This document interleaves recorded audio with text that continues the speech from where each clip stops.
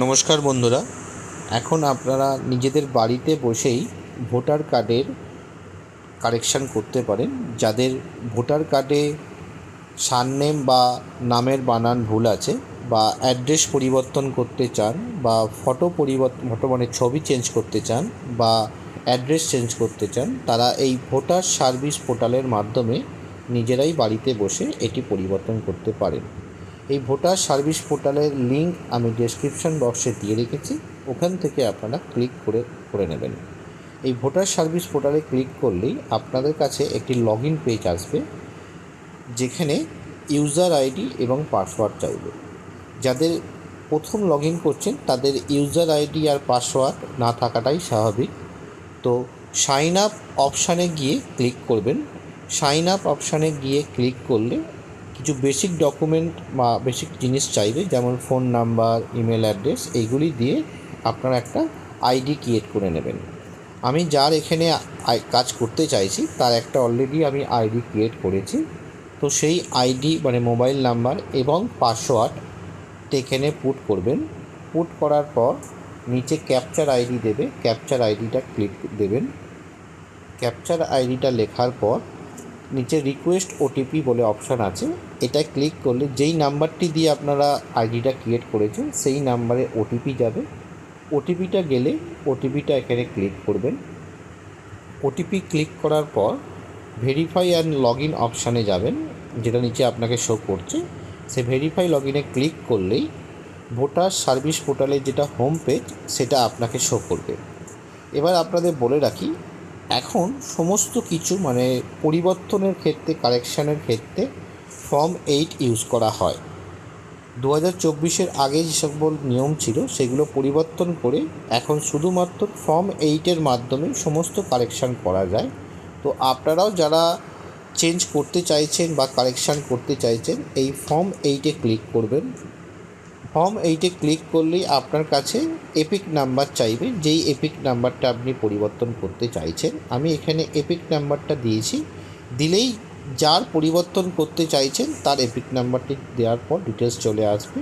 এখানে আপনি কি পরিবর্তন করতে চাইছেন তার একটা ডিটেলস আপনাকে চাইবে, যে আপনি কী পরিবর্তন। এখানে 4খানা অপশান দিয়েছে।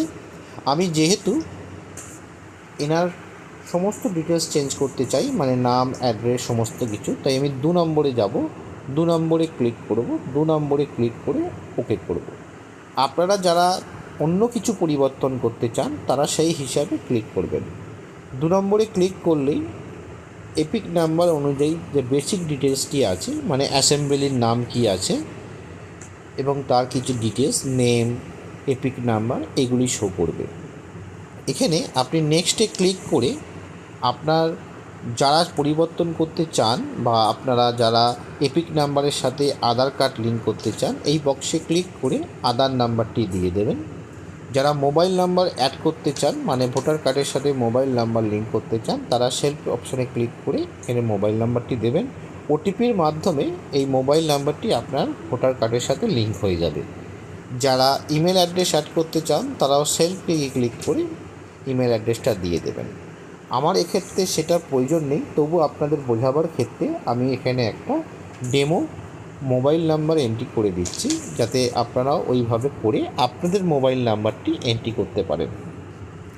এখানে যদি আপনারা ইমেল অ্যাড্রেস করতে চান, তো আপনাদের যেটা ইমেল অ্যাড্রেস আছে সেই ইমেল অ্যাড্রেসটা এখানে দেবেন।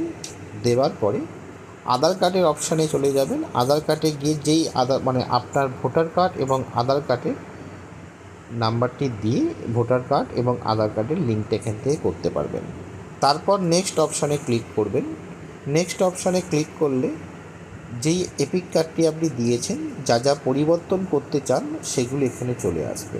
একটা কথা বলে রাখি, এখানে কিন্তু আপনারা অ্যাট এ টাইম 4খানায় মাত্র পরিবর্তন করতে পারবেন। তো আমার ক্ষেত্রে এখানে এই কাস্টমারের শুধুমাত্র নাম, ডেট অফ বার্থ, রিলেটিভ, যেহেতু বিবাহ হওয়ার পর ওনার অ্যাড্রেসে চেঞ্জ হচ্ছে, তো রিলেটিভ নেম আর অ্যাড্রেস আমি ক্লিক করেছি। অ্যাড্রেস ক্লিক করার পর যেই নামটি এখন আছে, মানে সারনেমটি চেঞ্জ হয়েছে, তো আমি ওনার নাম এবং সারনেমটি লিখে দিচ্ছি।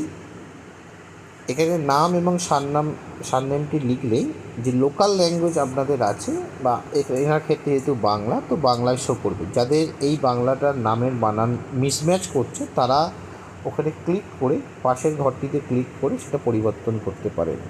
এবং ডেট অফ বার্থ যাদের ভুল আছে তারা ডেট অফ বার্থ যেটা সঠিক ডেট অফ বার্থ সেটা এখানে দিয়ে দেবেন।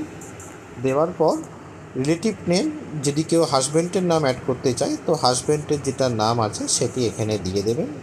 প্রতিটা ক্ষেত্রেই চেক করে নেবেন যে বাংলায় এবং যে ইংলিশে যেন বানানগুলো ঠিক থাকে।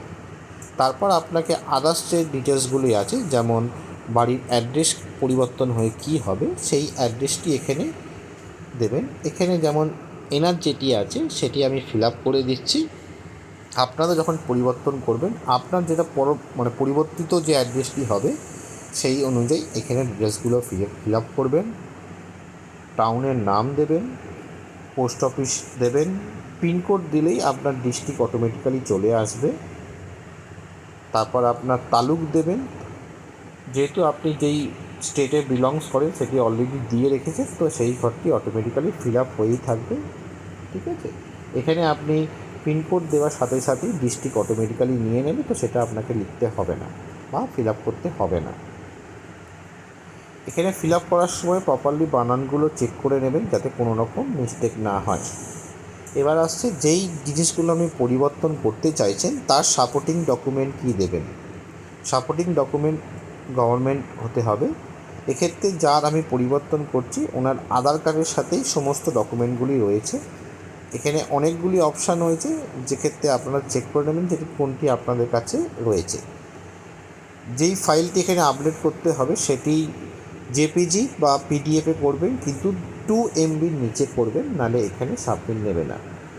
আমি এখানে দেখুন প্রথম দেখাচ্ছে type of enrolment document name, মানে আপনার যে নামের যে ডকুমেন্ট পরিবর্তন করছেন তার সাপোর্টিং ডকুমেন্ট কী দেবেন। আমি এখানে আধার কার্ড দিয়েছি, যেহেতু ওনার আধার কার্ডেই ওনার বর্তমান নেমে ঠিক করা আছে। ডেট অফ বার্থের ক্ষেত্রে ওনার আধার কার্ডটাই আমি ইউজ করছি। আপনাদের যদি আধার কার্ডে না থাকে তাহলে আপনারা প্যান কার্ডটা ইউজ করতে পারেন। সব অ্যাড্রেসের ক্ষেত্রে আমি সেম আধার কার্ডই ইউজ করছি। আর ফোন রিলেশনের ক্ষেত্রে আমি আধার কার্ডটাই ইউজ করছি। যাদের রিলেশনের জন্য আধার কার্ডে লেখা নেই তারা ম্যারেজ সার্টিফিকেটও ইউজ করতে পারেন বা বা আপনার পাসপোর্টও ইউজ করতে পারেন। এনার ক্ষেত্রে যেহেতু সমস্ত কিছু আধার কার্ডেই আছে তো আমি আধার কার্ডটাই প্রেফারেবল করেছি। এখানে সমস্ত ডকুমেন্ট আপলোড করার পর আপনাদের কাছে নেক্সট অপশানে আসবে। নেক্সট অপশানটায় আপনারা ক্লিক করবেন।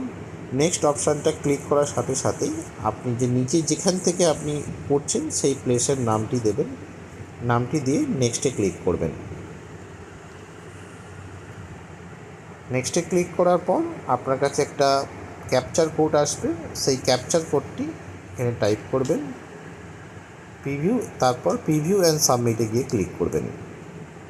আমি এখানে ক্যাপচার কোডটি দিয়ে দিচ্ছি।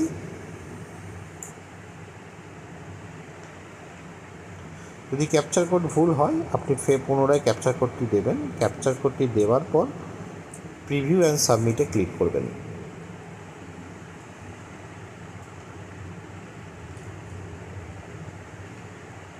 প্রিভিউ অ্যান্ড সাবমিটে ক্লিক করলে যেই ডিটেলসগুলো আপনি ফিল আপ করেছেন সেই ডিটেলসটার একটা প্রিভিউ আপনার কাছে চলে আসবে। আপনি মিলিয়ে নেবেন যে কী ডিটেলস আপনি দিয়েছেন সেইগুলো এখানে ঠিকঠাক আছে কি না।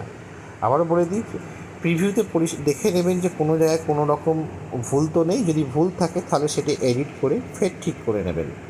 আমি এখানে যেটি পরিবর্তন করতে চেয়েছিলাম সেটি সবকটি ঠিক আছে। তো নিচের দিকে স্ক্রল ডাউন করবেন। স্ক্রল ডাউন করলে আপনার কাছে সাবমিট বলে অপশান আছে, সাবমিটে ক্লিক করবেন। সাবমিটে ক্লিক করলেই আপনার কাছে চলে আসবে ইওর অ্যাপ্লিকেশন সাবমিটেড এবং আপনার কাছে একটা অ্যাপ্লিকেশন নাম্বার জেনারেট হবে। এই অ্যাকনোলেজমেন্টটা আপনি ডাউনলোড করে রাখতে পারেন ভবিষ্যতে ট্র্যাক করার জন্য। আপনার কাছে যে অ্যাপ্লিকেশান নাম্বারটি জেনারেট হয়েছে আপনারা এই ট্র্যাকিং অ্যাপ্লিকেশানের মাধ্যমে আপনারা ওই অ্যাপ্লিকেশানটার বর্তমান স্ট্যাটাস কী আছে সেটা আপনারা দেখতে পান। আবার দেখিয়ে দিচ্ছি ট্র্যাকিং অ্যাপ্লিকেশান, দেখুন আপনার নিচের দিকে ডান দিকে এখানে ট্র্যাকিং অ্যাপ্লিকেশান বলে দেখাচ্ছে, এখানে ক্লিক করবেন। ট্র্যাক অ্যাপ্লিকেশান স্ট্যাটাসে যাবেন, রেফারেন্স নাম্বারে গিয়ে যে আপনার কাছে যে রেফারেন্স নাম্বারটি ক্রিয়েট হয়েছে সেই রেফারেন্স নাম্বারটা এখানে পুট করবেন। আমি রেফারেন্স নাম্বারটা পুট করার পর যেই স্টেটে আপনি বিলংস করেন সেই স্টেটটি দেবেন এবং সাবমিট করবেন। সাবমিট করলেই আপনাকে দেখাবে যে আপনি যে অ্যাপ্লিকেশানটা সাবমিট করেছেন তার স্ট্যাটাসটি কী আছে, এখানে সাকসেসফুলি সাবমিট হয়ে গেছে। আশা করি আপনাদের ভিডিওটি ভালো লেগেছে। যদি ভালো লেগে থাকে চ্যানেলটিকে সাবস্ক্রাইব করুন।